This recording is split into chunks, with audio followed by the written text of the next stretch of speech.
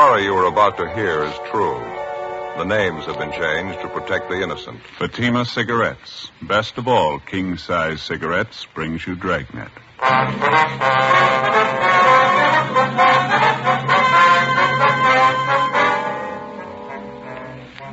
You're a detective sergeant. You're assigned to homicide detail. A 40-year-old mother is found murdered in the bedroom of her home. The body bears the marks of a savage attack with a knife. The killer showed no mercy. Your job? Get him. See the difference. Taste the difference. Smoke the difference. You'll find that in Fatima, the difference is quality. Quality that gives you extra mildness. A much different, much better flavor and aroma. Yes, in king-size Fatima, you get all the advantages of extra length, plus Fatima quality, which no other king-size cigarette has. Fatima, best of all king-size cigarettes. Definitely the best quality in its class, but the same price as the cigarette you're now smoking. Remember, thousands of Americans are switching to Fatima. Insist on Fatima quality. So why wait? Switch to Fatima today. Look for the sunny yellow pack. Buy Fatima. Best of all, king-size cigarettes.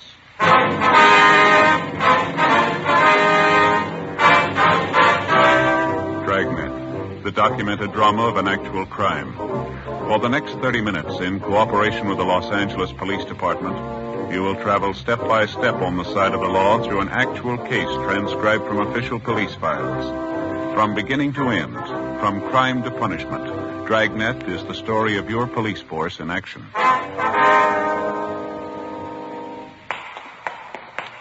It was Tuesday, February 18th. It was cold in Los Angeles. We were working the day watch out of homicide detail.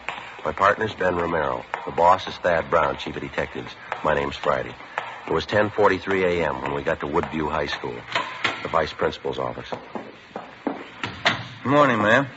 Yes? I'd like to see the vice principal, please. I believe her name is Harmon. Miss Harmon? I'm Miss Harmon. What is it you wanted? Police officers, ma'am. Here's our identification. Oh, yes. This is my partner, Sergeant Romero. My name's Friday. I see. How do you do? Well, we'd like to talk to one of your girl students, Miss Harmon, Roberta Dixon. Understand she's registered here? Roberta Dixon.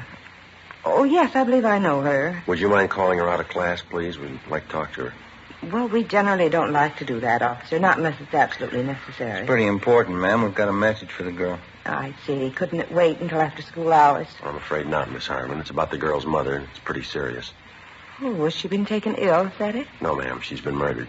16-year-old Roberta Dixon, the daughter of the murdered woman, was called out of her classroom and brought downstairs to the office of Miss Harmon, the girl's vice principal.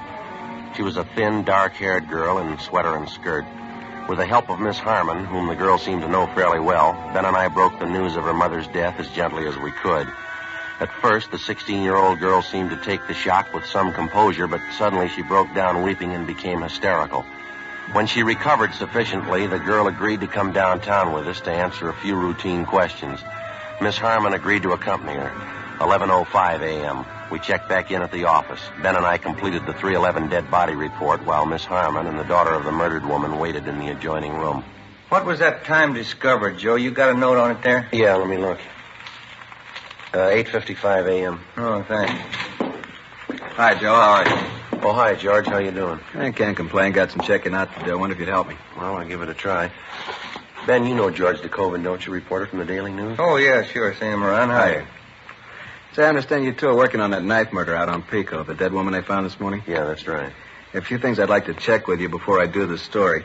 The victim's name was Florence Eleanor Dixon, that right? That's right, George, yeah. A couple more things here. Stop me if I got it wrong. Mm-hmm. The victim was 40 years old, divorced, one child, daughter 16. Body was discovered 9 o'clock this morning by a next-door neighbor. Mm-hmm. Let's see, the neighbor's name is Esther Fenwick. No, I think the name's Fenmore, George. Oh, thanks. Fenmore. I understand you haven't got much to go on. No murder weapons, no other leads. No, not much of anything so far. We just started on this thing.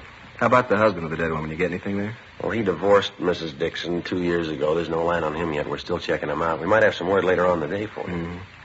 Mm-hmm. Any other possible suspects in mind, or do you want to say? No, I don't think so. It's still wide open. How about a motive? That been established yet? Could have been one of a dozen things. We're going to have to do some digging before we can say definitely. It doesn't look like it was a robbery motive. Well, that's about all we can tell you for sure, George. Mm-hmm. See, I was over at the morgue when they brought the body in. It's the worst I've seen in a long time. Brutal. It's pretty bad. I suppose there's nothing from the crime lab yet. No. I think they just got back from the house a few minutes ago. If you want to drop by later on this afternoon, we might have something new for you. Okay, thanks. You bet. Oh, say, I saw you bringing the girl in a few minutes ago, the victim's daughter. I'd like to get a couple of pictures of her. Well, how about making a little later, huh, George? Kid's still upset. Pretty much of a shock for you can understand. Okay, I'll be waiting out in the hall with the photographer. Okay. You give me a call, huh? Just a couple of shots. It won't take a minute. You betcha, George. We'll call you. Okay. You about finished with that report, Ben? Yeah, all done. Guess we better talk to the girl, huh? Yeah, all right. The morgue say when they're going to post the body? Sometime today, we ought to have the results first thing tomorrow morning.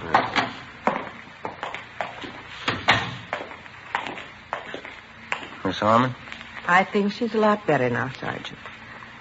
Roberta, the officers would like to talk to you a few minutes if you feel up to it. All right. Who killed my mother? Have you found out? Not yet, Roberta. We think you might be able to help us, so. It's so hard to believe. I just saw her this morning. She was all right then. Well, you try to take it easy, Roberta. We'll make it as brief as possible. Now, you and your mother are the only people living at your house, no one else? No, me and my mother, that's all. My father used to live with us. He doesn't anymore. And how long has it been since your father left? I'm not sure. About 5 years, I think. He and Mama didn't get along. They got divorced. Mm-hmm. Do you see your father at all anymore? I mean, does he ever come to your house to visit? We did once. It was about a year ago, I think. Wasn't much good. He and my mother argued all the time he was there, and he left. He hasn't been back since. Has he been in contact at all with your mother, do you know? Does he write her letters, call her on the phone? No. The last time was when he came to our house. I haven't heard anything about him since. I don't even know where he is. I don't care, I guess. I hardly even knew him. Uh-huh. I'd like to have you think about this carefully now, Roberta. Did your mother have any close friends who used to come to the house quite a bit? Yes, 2 or 3 women friends of hers at work. Any men friends? No. Mama didn't have any men friends. She didn't like men. She said they were all no good. She used to tell me that all the time. Mm-hmm. Do you have any relatives we can contact? I don't know about my father's side. My mother has a brother and sister in West Virginia. Address is at home. What am I going to do? Why would anybody kill my mother? All right, now you try to take it easy, Roberta. Everything's going to work out all right. Look, now, do you think you can give us a list of most of the people your mother knew, friends around the neighborhood, the people she knew at her work? Yes, I think so. Most of them are in her address book. I think I know where it is. All right, fine. Just before you left for school this morning, Roberta, was there anyone in the house besides you and your mother? No, just the 2 of us. Was your mother expecting anyone? Not that I know of. Your mother was all right, was she? There didn't seem to be anything bothering her? No. She acted all right to me, just like any other morning. We got up at 6:45. I got dressed. Mama took a shower. I fixed breakfast. We ate, and then I left for school. About what time was that, Roberta? A little before 8:30, usual time. I have my first class at 9 o'clock. Mm-hmm. When I left Mama, she was just finishing her breakfast. I said goodbye. It was the last time I saw her. Can we talk after a while, please? Maybe I'll feel better. Can't talk now. Oh, sure, that's all right. Would you like to rest here? I don't know why I'm crying. Stupid. I don't care anyway. No reason to cry. You better get some rest, youngster. No reason. It doesn't make sense crying about Mama. How's that? I'm not sorry. I'm glad she's dead. Early that afternoon, after she'd rested sufficiently and recovered herself, we had another interview with Roberta Dixon, the teenage daughter of the murdered woman. Miss Harmon, the vice principal, went back to the school, and a policewoman was called in to be present during the interrogation. Again, she insisted that she wasn't at all sorry that her mother was dead. She said that privately she didn't have any love for either one of her parents, least of all her mother. She told the usual story of a broken home, a father who showed little interest in his daughter or providing a good home for her, a strict, overbearing mother who apparently made no effort to understand the girl. We continued to interview Roberta Dixon, but outside of what she'd already told us, she showed no further knowledge of the murder. Pending action by the court, we had the girl placed in the custody of the juvenile authorities. 3:10 p.m., Ben and I drove back to the murder house on South Pico Boulevard, where we met police reporter George DeCoven. Together with Brian and Ortiz, we continued our preliminary investigation. We rechecked the immediate area of the Dixon home and talked again with the neighbors. We failed to come up with anything new. 4:25 p.m., along with the reporter, George DeCoven, Ben and I went back to the murder house. Well, I don't know. It doesn't seem to jive that time of morning. It's possible, though. What's that, Joey? Prowler. Might have been it. You think so? No, we've already run that down. Yeah? We checked communications. There's no recent complaints about anybody prowling the neighborhood. We talked to the neighbors, too. No indication of it. No sign anybody tried to break in here, either. Got me. I can't figure it. And Dixon woman sure kept to herself. Lived here 11 years, and we can't dig up more than half a dozen neighbors who really knew her. Yeah, business with her daughter, too. It sure stacks up pretty strange. Didn't the crime lab crew find anything this morning, Joe? No, nothing great. A jacket, a pair of shoes with a few stains on them. Took them in to run a benzodine test. That's about the size of it. Sure a slow start. Yeah. I expected a little more from the neighbors. So did I.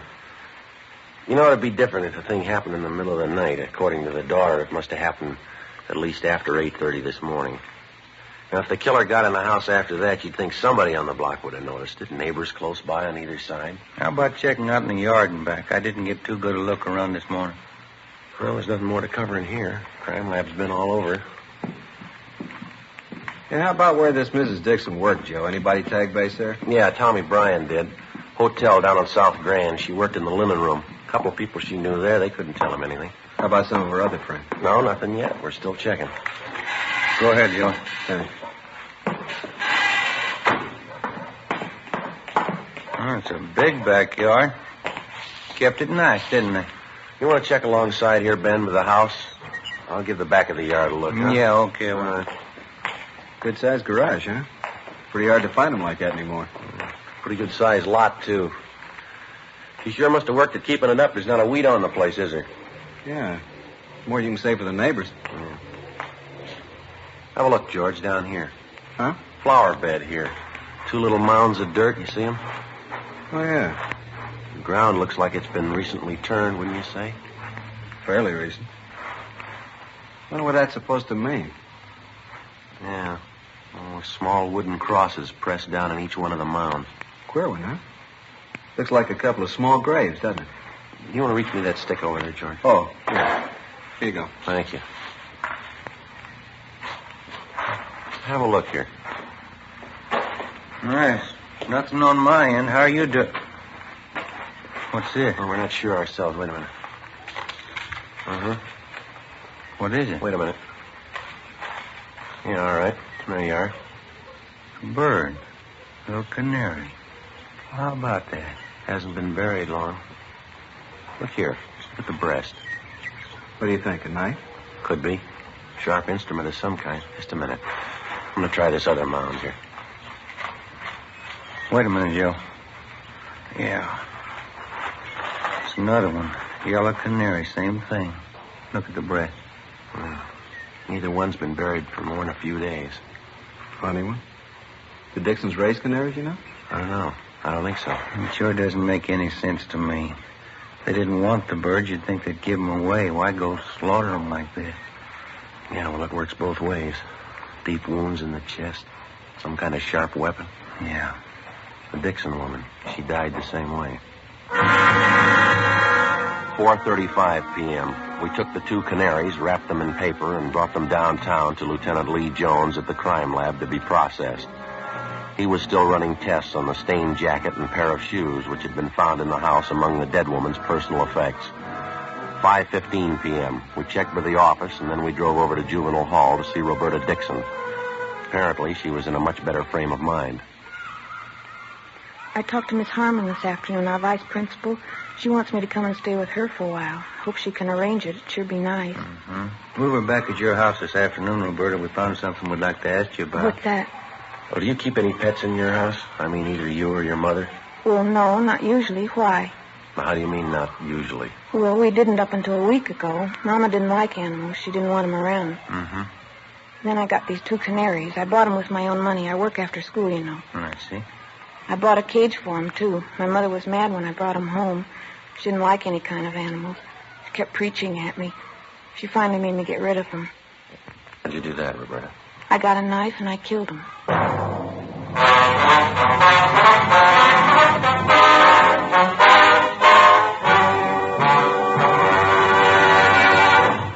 See the difference.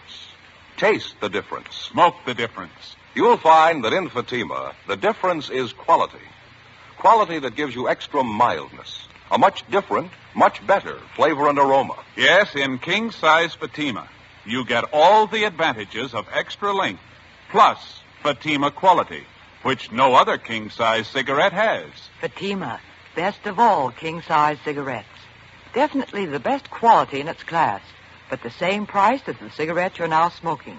Remember, thousands of Americans are switching to Fatima. Insist on Fatima quality. So why wait? Switch to Fatima today. Look for the sunny yellow pack. Buy Fatima, best of all king-size cigarettes. Remember, thousands and thousands of Americans are switching to king-size Fatima, insisting on Fatima quality. So compare Fatima yourself. When you see the difference, taste the difference, smoke that difference, you'll switch to Fatima. Because in Fatima, the difference is quality. Look for the sunny yellow pack. Buy Fatima, best of all king-size cigarettes.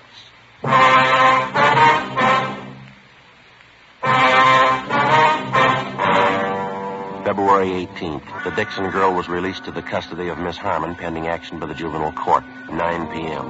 Ben and I double-checked with Lieutenant Lee Jones at the crime lab. He showed us the school jacket and a pair of shoes which had been found in a closet in the home of the murdered woman, Mrs. Florence Dixon.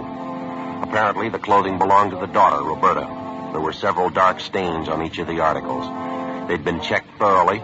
First, a benzodine test to determine if they were blood stains, then a biological precipitant test to classify them further. There wasn't any doubt in Lee's mind that the stains were recent, but they were made by human blood. The same blood type as that of the murdered woman. It was a little hard to believe, but the evidence on hand pointed to only one prime suspect, 16-year-old Roberta Dixon. Early the following morning, we checked back in at the office. Ben went across the street to see if the coroner's autopsy report was ready. 8:05 a.m. I checked by communications. They had a report on the tracer we'd gotten out on the murder victim's husband, a Charles Dixon. I picked it up and headed back to the office. Morning, Joe. Oh, hi, George. You get the message I left for you? I put it on your desk over in the press room. Yeah, I got it, thanks. How's it look this morning? Anything new? Well, this here is an answer on that tracer we got out on Mrs. Dixon's husband. He's been living up north for the past year, San Francisco. That's so? He's still up there? No, not according to this. He died 6 months ago, heart attack. What do you figure? Well, there's not much choice. Joe. Oh, hi, Joey. Hi. Autopsy report. Coroner just got it out. What's the word? It doesn't jibe with the story we got. The coroner places the time of death close to 7:30 a.m. yesterday. Cause of death's what we figured, chest wound. Some kind of a sharp weapon. There's something else. According to the girl, she had breakfast with her mother before she left for school. Coroner says Miss Dixon hadn't eaten for at least 12 hours before she died. What was that time of death, Ben? 7:30 a.m., no later. Well, I guess we better move on it, huh? Yeah. What's the angle? Well, the daughter, she says she didn't leave the house until 8:30. Along with the policewoman, Ben and I drove out to the home of the high school vice principal, Miss Harmon, where the suspect, Roberta Dixon, was staying. There was no one there. We checked at the high school. Miss Harmon told us that she'd brought Roberta to school that morning. She thought that if the girl attended classes, it'd help keep her mind off her troubles. Miss Harmon checked the classroom the Dixon girl was supposed to be in, but she wasn't there. Her teachers were contacted. None of them had seen her that morning. 9:40 a.m., we drove over to the Dixon home. We found Roberta in the back bedroom. She was sitting calmly at a sewing machine, stitching ruffles on a dress. In one corner of the room, there was an empty bird cage. I'm pretty busy right now. I've got this sewing to do. What do you want to talk to me about? We got a few more questions for you, Roberta. It's about your mother. She's dead, isn't she? Do we have to talk about it? Yeah, I'm afraid we do. Why do we? Just told me she was dead. There's no sense in talking about dead people. Anyway, I've got this sewing to do. I have to get it finished. There. Isn't that pretty? These ruffles go all the way around the bottom of the skirt. Here, like this. Beautiful color, brown. You like it? You want to tell us what happened, Roberta, yesterday morning? Yesterday, I already told you, didn't I? We don't think you were telling the truth. You want to go over it again for us? Well, I've got this sewing to do. You can see that, can't you? 3 more rows of ruffles go on. Right here. I have to get it finished. It takes time, you know. I think you better let the sewing go, Roberta. Oh, no, I couldn't do that. I have to get it finished. I'm afraid this is a little more important. I think you realize that. I went over the whole thing for you already. I told you everything. Wasn't the truth. You know that, Roberta. Why do you say that? Was it the truth? What do you expect me to say? That's up to you. You think I lied, don't you? That's stupid. I haven't got any reason to lie. Did you kill her, Roberta? What? Did you kill your mother? I told you everything already. That's just the way it was. Mom and I got up and had breakfast, and I went to school, that's all. I don't have any reason to lie. Oh, excuse me. Hello? Oh, hi, Fran. Yeah, I'm working on it now. It's going to be beautiful. What? Oh, no, that's all right, sure. Oh, thanks. Yeah, I'm all right. Look, can you call me back later? Yeah, I'll be here. Okay, honey, bye. I'm sorry, officers. My girlfriend, Fran. She's a good friend of mine. She can vouch for me. She'll tell you I'm not a liar. Do you own a pair of brown and white saddle Oxfords, Roberta? No, why? How about a school jacket? Green plaid? No. I don't like green. Brown's my favorite color. The green plaid jacket was found in the house here. It was stuffed back in the hall closet. It had your name stenciled on it. Oh, yeah. That old thing. I don't even wear it anymore. Look at that. Won't it be pretty when I get it finished? That jacket of yours, Roberta, they found bloodstains on it. On the shoes, too. Roberta? I already told you the shoes aren't mine. The jacket is. Why do you keep calling me a liar? Can't you believe me for once? Isn't it bad enough the way things are?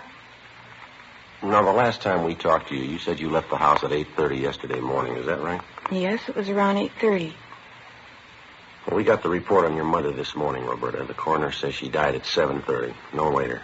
That's stupid. How could he tell anyway? He can tell. He's a liar. Something else, Roberta. You told us you and your mother got up and you had breakfast together. Yeah, we had breakfast together. Why are you picking on me? You couldn't have had breakfast together. The time she died, your mother hadn't eaten anything for 12 hours. I guess you're going to say they can tell that, too. That's right. You want to tell us what really happened now? Now, tell us the truth, Roberta. It's going to work out a lot easier.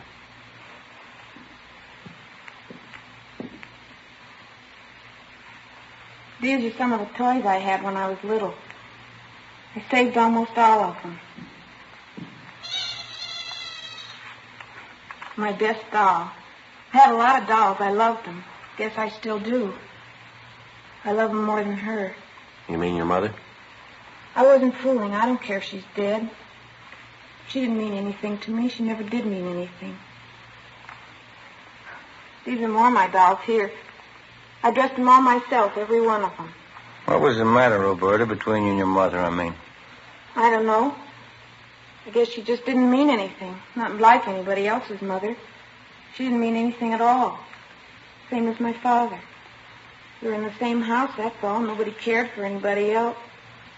It wasn't anything but fighting, or just not saying anything at all.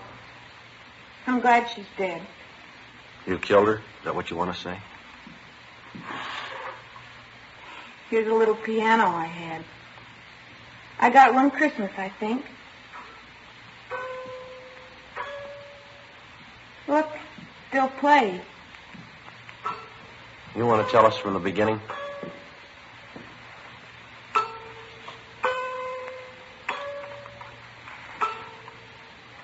It took a long time.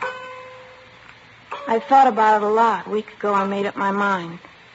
It's time to kill her. She was getting worse. I couldn't do anything. I was always wrong. Couldn't go out, couldn't do this, I couldn't do that. She started the same way yesterday morning.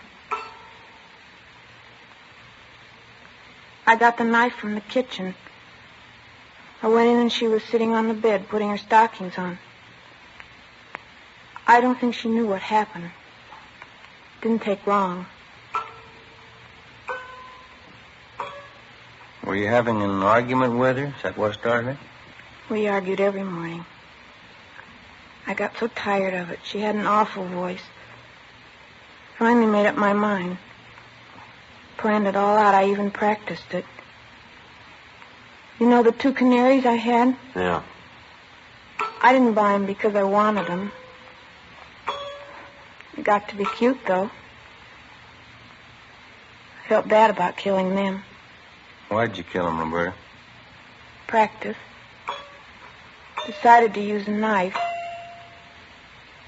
I wasn't sure I knew how to do it, though, so I got the Canaries.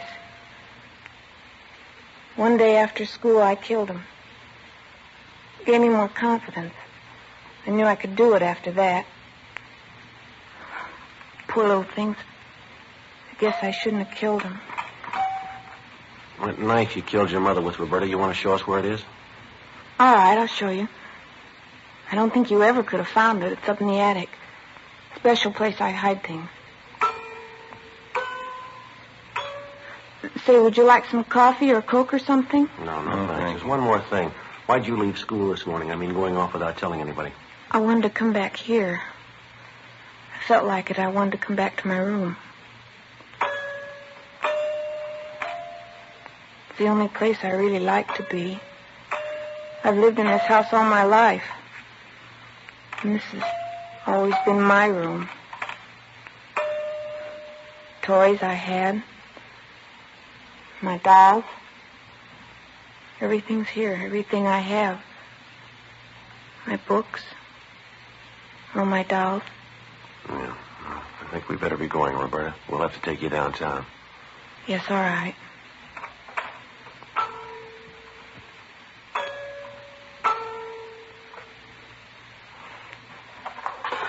I'll get my coat.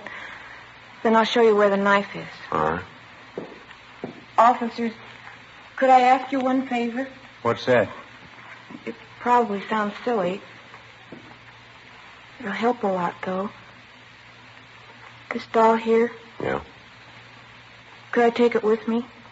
Just this one. Make me feel a lot better. Please, do you think I could? Yeah, sure. Bring it along if you like. Thank you. You probably think I don't care for anything but my dolls. There's one thing, though, I want to tell you. What's that? I'm sorry now, I really am. I shouldn't have done it. I know it was wrong. You do? Yes, I'm sorry I killed the Canaries.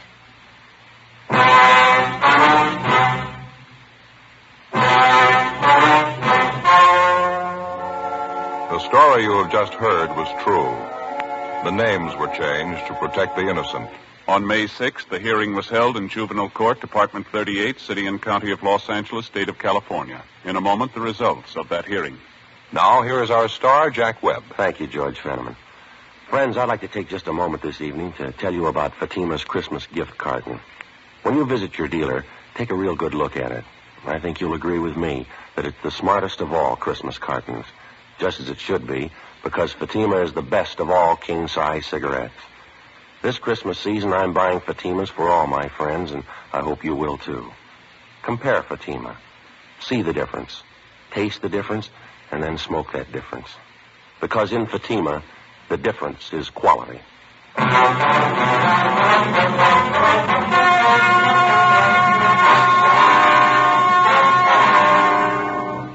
At the hearing in juvenile court, Roberta Evelyn Dixon was found unfit to be handled as a juvenile and was certified to Superior Court as an adult. There, she was found to be criminally insane by 3 psychiatrists appointed by the state. She is now confined to a state mental institution where she is undergoing treatment.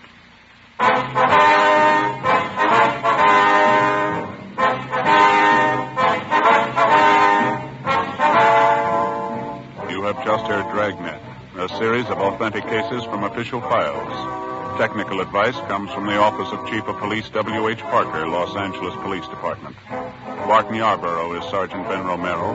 Also heard was Joyce McCluskey. Script by Jim Moser.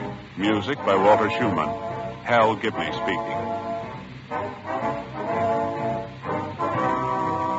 Fatima Cigarettes, best of all king-size cigarettes, has brought you Dragnet, transcribed from Los Angeles.